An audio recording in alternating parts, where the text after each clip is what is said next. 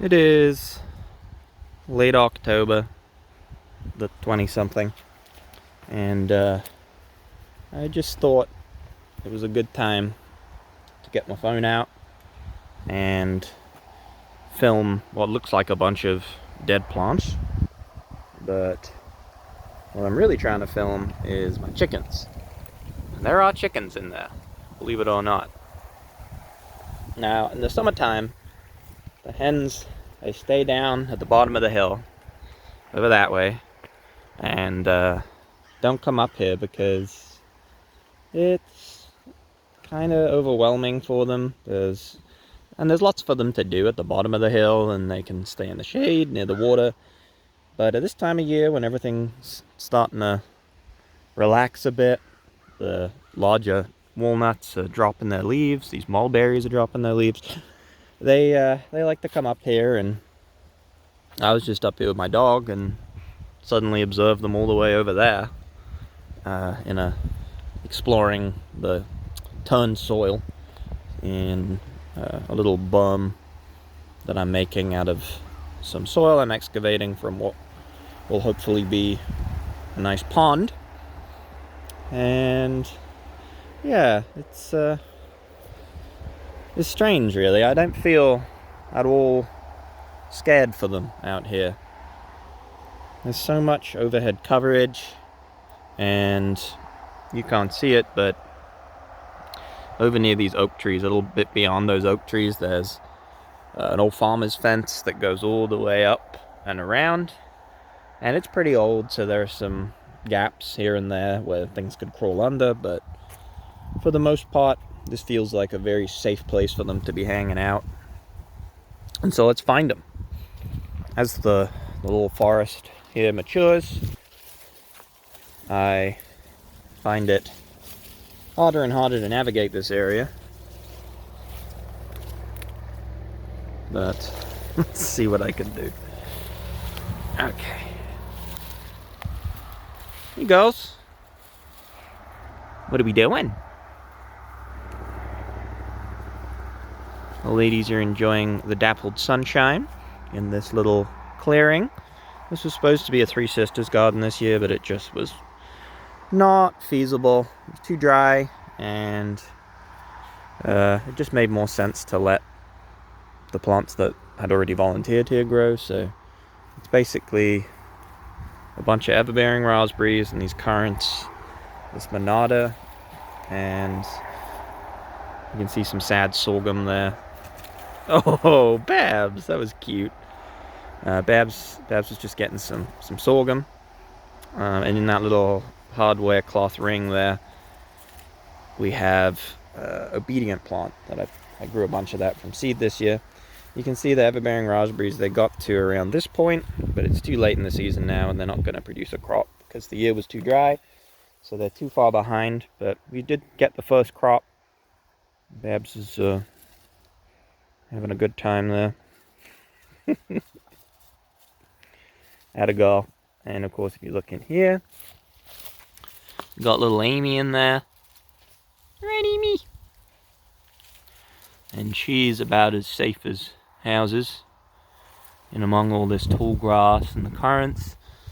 And this area here is actually protected by chicken wire, but yeah, these are little elderberries. You wonder if they're gleaning any elderberries that dried up and fell on the floor. Who knows? But I feel very safe with them here. I can get on and do my own thing and see if I can get back through here.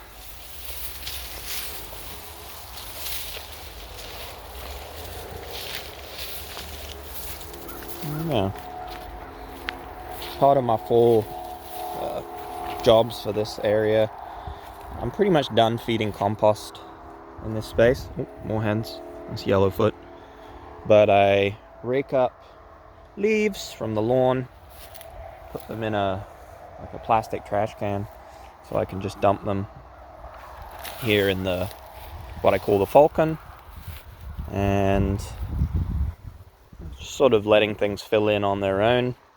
We do have some currants here, both white and black currants growing here with this echinacea. That yellow thing is asparagus. There's dwarf sour cherry.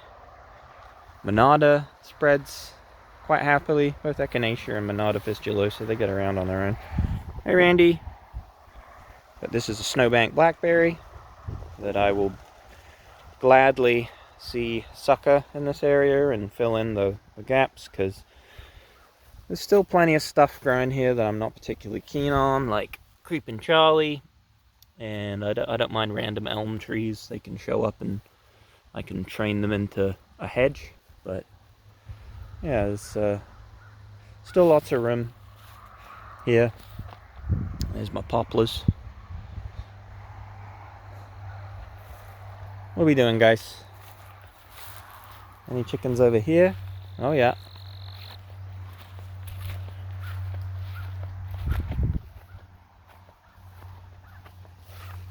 Alright, sweetheart. What are you doing? Yes, very sweet. Your sister Lila. Hi, Lila. Lila is sort of halfway through her molt. I'm looking forward to seeing her covered in feathers again.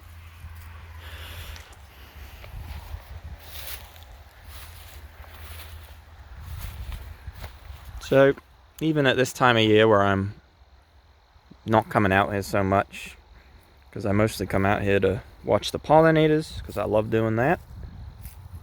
Hey Randy. Hey buddy. The hens are finding it to be more fun than ever,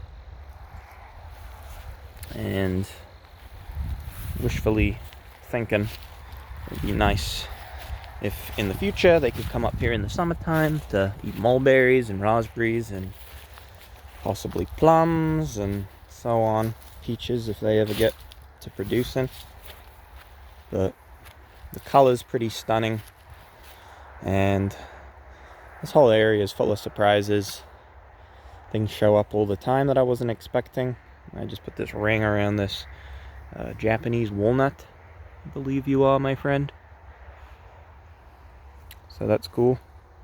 It's entirely possible that the Japanese walnut was just eaten and then a black walnut grew in the same spot.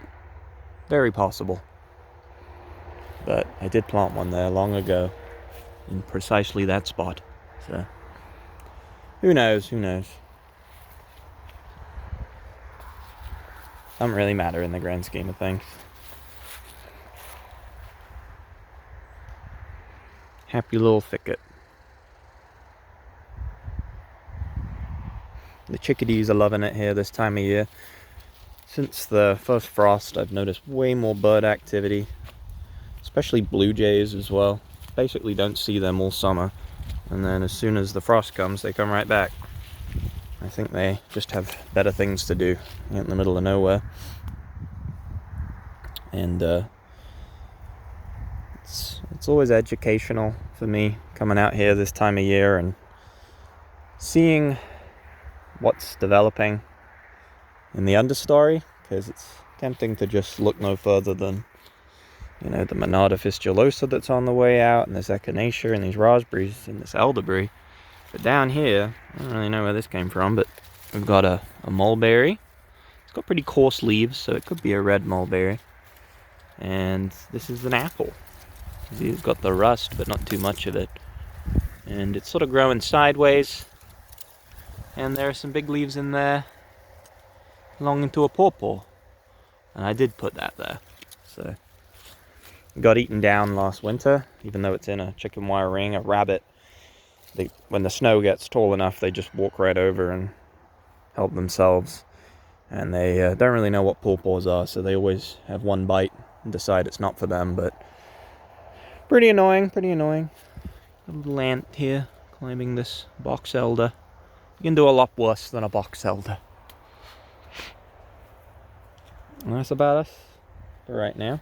Just wanted to do a little fall update while I'm working on filling this space up with leaves. I can keep an eye on them, and they'll you know, spread the leaves out for me. Here you can see it's a bit of a pile like that. I might be concerned that that would be overly attractive to a vole for an overwintering spot. Voles, you know, they're very cute, but they can be pretty destructive to your trees in winter because they'll just, out of desperation, sneak up and girdle them, eat the bark from around the base, and reset them to the ground level, which is pretty annoying. So, but every one of the trees I've planted here should be okay with that, if that is what eventually ends up happening. So, not too big a deal. I like trees that can be coppiced, and any tree that responds well to fire is probably going to respond well to being coppiced, I would expect. Kind of adorable, these raspberries still trying to flower here. And a lot of things just didn't take this year. Like, there was, for a couple years, a pre-McCain blackberry here that just volunteered from seed, and I'm not seeing much of that this year. Didn't see it flower. Down here we've got, I think that's mountain mint with Monarda fistulosa, and over here we have hyssop. And I don't really know why I planted that, but I had a packet of seeds, so I just thought, let's give hyssop a go. See what hyssop's up to. Yeah, that's about it.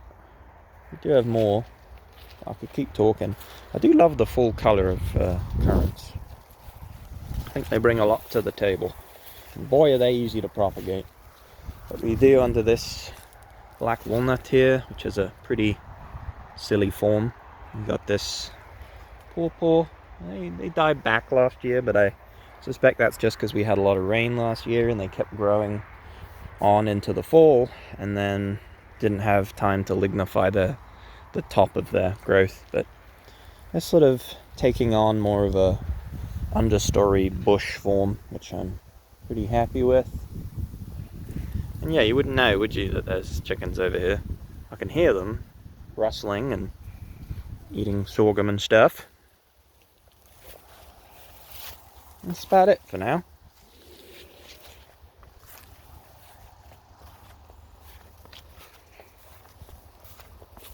They've gone.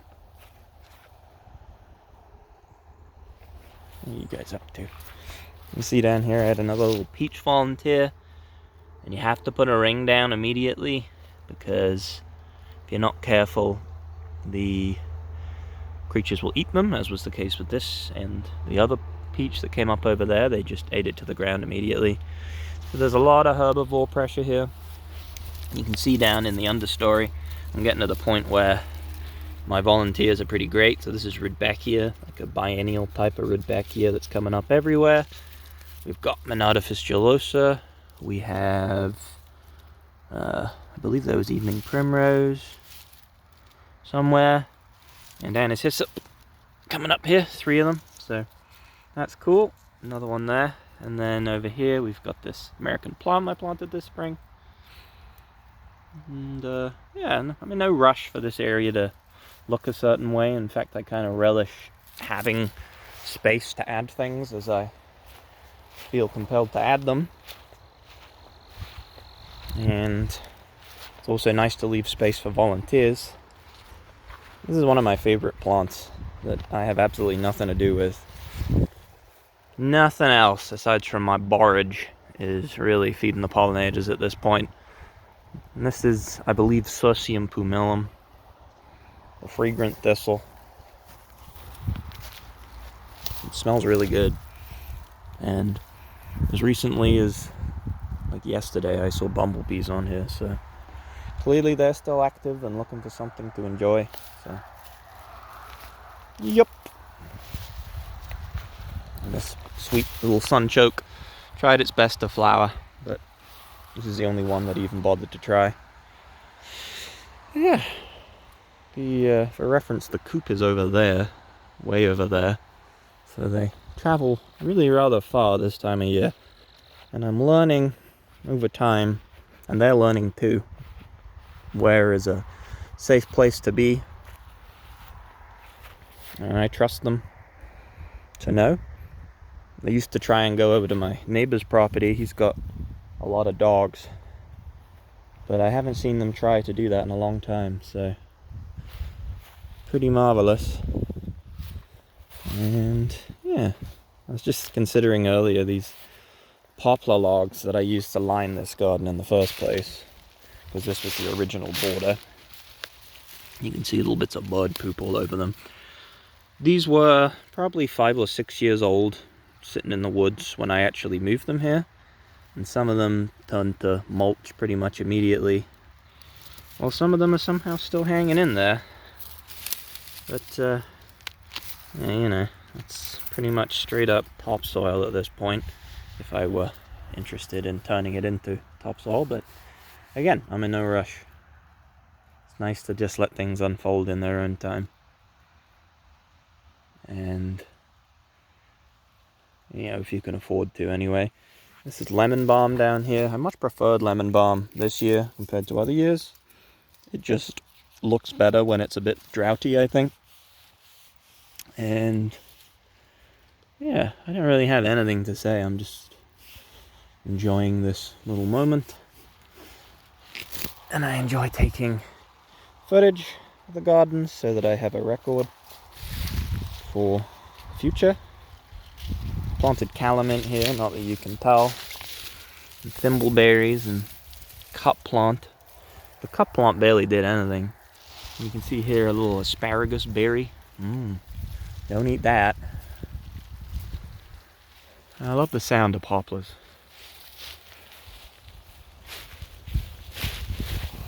I need a hen to move these leaves around for me.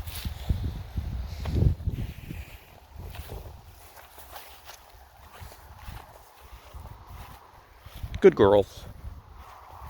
That's all I got.